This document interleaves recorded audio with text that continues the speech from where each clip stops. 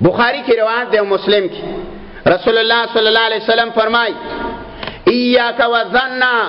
اے مسلمان د ګمان نه ځان وساته ان الظن اکذب الحديث دا الله نبی ویا ګمان چې ده دا اشد دروغ دی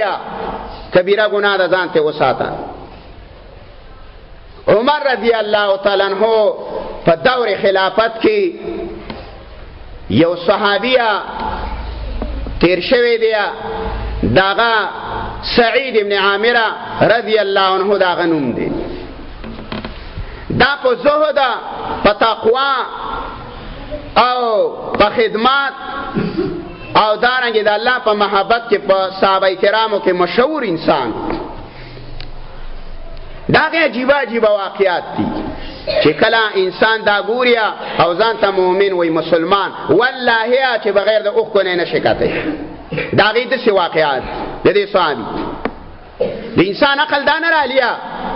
چې دې صحابي له الله دا سره ور کړی دا بدن د څنګه یو سړی تیر شوی سعید ابن عامر رضی الله تعالی عنہ عمر رضی الله تعالی عنہ د حمص گورنر جوړ کړ حمص دا شام یو کار دی او حمص ته چوټا کوفه ویلا وړو کې کوفه به وته ویلا د بعض علاقې د خلکو د بعض ملک د اوسیدونکو دغه عادت دی چې هغه په خپل مشر باندې بدنامه لګي د حمص والا دا عادتو چې هغه به اکثر په خپل قاضیانو په خپل گورنرانو په خپل عمراو باندې شکایت کوي امیر المؤمنین ته عمر رضی الله تعالی عنہ دا صحابي په صحاباو کې چان کو چې دا خلک خبرې کوي او په مشر باندې الزامات لګي او شکایتونه اکثر د دې ورازي دیله دا زاهد او دا تقوادار او دا د الله محبوبه انسان دا دیله لګما دا سعید ابن عامر ولا ولېګو زمانہ تیرېدله دالته گورنری کاوله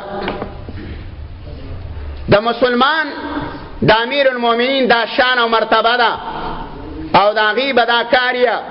چې هغه به د خپل ما تحت په باره کې د خلکو نه تپوس کوي قرآن کریم دا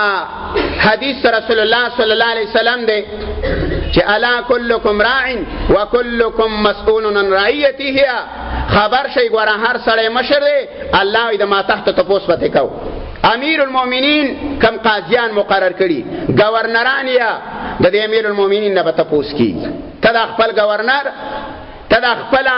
کشر طبقه د دې تپوس والے نه کوي چې د خلکو سره رویه څنګه ده عمر رضی الله تعالی عنہ گشتونه په ممالکو کول حمص ښار ته لاړ حمص ته چې لاړې نو د حمص ته خلکو نه تپوس وکړو چې ما کوم گورنر تاسو ته رالیږلی دی سعید ابن عامر رضی الله عنہ دا څنګه سړی دی او د رویه ستاسو سره څرنګه ده هغې تمام علاقې خلکو په هغه باندې څلور اعتراضات وکړل ویل امیر المؤمنین دې کې څلور نقصانات دي هغه څلور شکایتونه موږ تا ته وړاندې کوو ویل څه شکایتونه دي ویل یو اعتراض دې سړي باندې زمونږ دا دی چې دا کله ورځ پخه شیه نور راخته یا نو دا په هغه وخت کې پارلیمنت لره روان دي دا لسه او یولس بجې باندې راځي دا سهار وختیه د خلکو ضروریات نه پوره کوي عمر رضی الله تعالی عنہ ویلا دا خو لوی اعتراض دی لوی شکایت دی ځکه دا گورنر دی د دینه به د علاقې تپوس کو الله به ته تپوس کیا دا ولی غرمه راځي ویل دویم شکایت په دې سړي باندې دا دی چې دا د شپې زمنګ د سره ضرورت نه حل کوي دروازه بنده یا نو کو ورشیا نو دا چاته دروازه نه کولاوي او نه تا تروزیه کو دا چا څومره مشد ضرورت عمر رضی الله تعالی عنہ دا هم قابل قبول شکایت دی چې یو سړی گورنر او د خپل علاقې او د ماتحت د شپې ته پوس نه کوي چې څه کیږي ویل دریم اعتراض پیدا دی وی چې دا په میاشت کې یو ورځ د سره پارلیمنت له نه راځي ډیوټۍ له دا نه راځي ویل دام قابلي مقبوله شکایت دی چې دا ومنلی شي دا امیر دی گورنر دی دا ولې نه راځي وی څلورم شکایت دا دی چې د باندې په میاشت یا په هفته کې بیهوشي راځي او دا ویل په پارلیمنت کې تخته پروتي خلک تیږي چاپیره راتاو شوی چې مړ دی ورځ بیهوشه یا بیا په هوش کې راځي دا بیماری پکې ده عمر رضی الله تعالی عنہ ویل سباله پلانی میدان تبه تاسو ټول کله راشئ او احساسو دا گورنر به راشي تمام علاقه را ټول کړه او گورنر امراوس او د ټول کلی بزرگان مشران او کشران ټول راوست امیر المؤمنین عمر رضی الله تعالی عنہ د ځان خواته دا گورنر سعید ابن عامر ودرا او د لاسی ونیو ویل سعیده په تا باندې دا خلک څلور اعتراضات کوي آی جی دا اعتراض دیو کیا کو دا اعتراض مناسب وزه چې د سزا مستحق ما وی هغه مال راک ویل دا یو اعتراض خلکو ته وای تاسو اعتراض کوي یو سړی پاتې دیو د کلینا آی د خبرې لپاره مشر کړو وی زمونږ اول اعتراض دا دی چې دا سړی په ټیم باندې ډیوټۍ له نه راځي دا غرمه راځي عمر رضی الله تعالی عنہ ته وی سید ابن عامر د دې جواب د دې شکایت او د دې اعتراض جواب او ته وی دا شکایت د دې وسید خدا کم راز چې ما ساتلې دي دا ما د الله نه ما سیوا چاته نه ښکارا کاو اوس به ښکارا ځکه اعتراض راغلی او ته وی امیر المؤمنین وی زما خادم نشتا نمی پا کور که نوکر اشتا نمی اولاد شتا نمی نون شتا نبچی شتا یو زیم یومی خزا دا دا علاقه گورنری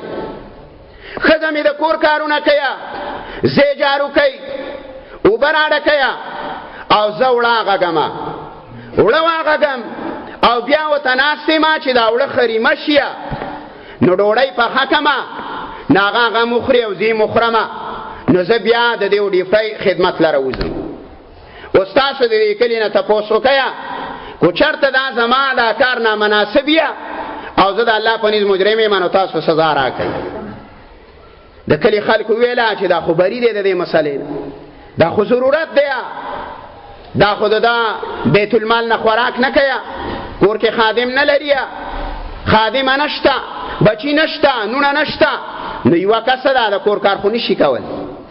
نو دا غي سره دې کې مبتلا عمر رضی الله تعالی عنہ کلی والا ته دویم اعتراض سپینګری ویل دویم اعتراض دا دی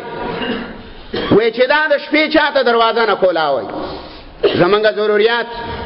دا د ورځې سره بالکې د شپې دا دروازه نه کولاوي او ته ویا سید ابن عامر وای دا راځم ما چاته نه کولاو خو وسا دا اسلام د صفای د پاره او د امیر المؤمنین د بدګمانۍ د ختمولو د پاره دا خبره کوم او ما شپه ورځ تقسیم کړی دا ورځ د مخلوق خدمت کوم او د شپې د خالق کوم دا ما شپه د الله عبادت لور کړی کو زمان الله د قیامت ورځ تپوس کیا چې صرف د مخلوق حق خو نه او پتا خو د خالق حق نه او تا خالق لڅ کړی دی د مخلوق خدمت خو دې کړی دی خو زما حقونه څه شو نو د دې د وجنه ما ورځ مخلوق لور کړی د دې خدمت کوم او شپه می خالق لور کړی دا کلیوالو دا اعتراضم د پکو دې باندې موږ نه نیسو دریم اعتراض عمر رضی الله تعالی عنہ سپینګری ته دریم اعتراض داره ویل دا په میش کې یا ورځ ناراضي ډیوټي نه کیا عمر رضی الله تعالی عنہ ته سید ابن عامر د دې په اړه کې ته څه آیا امیر المؤمنین دار اعظم ما ساتلو اوس وکولاو شیا وې داغه وجه دادا چې په میش کې زیا ورځ نظم وې زما یو جوړه جامه ده او په میش کې د اخیره نشیا نو دا یو جوړه جامه زین زما نو ما خپل فرض خپل عورت په کپړه باندې پټ کړي او زه په کوټه کې غلی ناست یم نو چې کله مازدیګری شي نو دا جامې ډېرې پیړې دي دا یوه کورته ده نو دا مازدیګر له وچه شوي نو چې کله مازدیګر له وچه شي نو دا خپر شوي پیړه ده وړی ده نو بیا یې زه مګمه چې بیرته نرمه شي او ویې غوندمه نو جامې مې نشته د ضرورت په بنا باندې په میاشت کې یو ورځ دا قضایي راځیه د دې جامو د لاسه راځي علاقې خلکو دا اعتراض عموما وی چې دا خو صحیح خبره ده ضروریات دریم اعتراض څلورم اعتراض دا وی چې دا باندې په هفته یا په میاشت کې یو ورځ بېهوشي راځي دا څه وجه ده او ته امیر المؤمنین زه چې په مکه مکرمه کې یم او ما اسلام لا نه وروړی مسلمان نه وم نو په هغه کې خبیب رضی الله تعالی عنہ چې کله د مکې مشرکینو گرفتار کو او دای میدان لراوستو او د مکې مشرکینو په چاړو د دنه غوښې پرې کولې نو سالته ولاړو ما په میدان کې خو زه مسلمان نه وم تماشې لراغلی د خبیب نه په چاړه باندې غوښه پرې کوله او زندیا دا پانسیګاړې ولا جوړ کړی دې ته خېجاو خلاولې ته په ژوندینې باندې غوښې پرې کړې نو چې کله ته غوښه پرې کوله نو دې مشرکین ورته ویله چې خبیبه وستا په ځای محمد رسول الله وي او ته د خپلو بچو او ښځې سره په آرام باندې ناست وې نو دا به ښه نه وي نو وی خبیب دا خبره وکړه چې قسم مې دی په الله چې زه د خپلې بیبي او د بچو سره په کور کې په آرام او په امن ناست یم او د محمد رسول الله په پخه کې غنم لاړه شي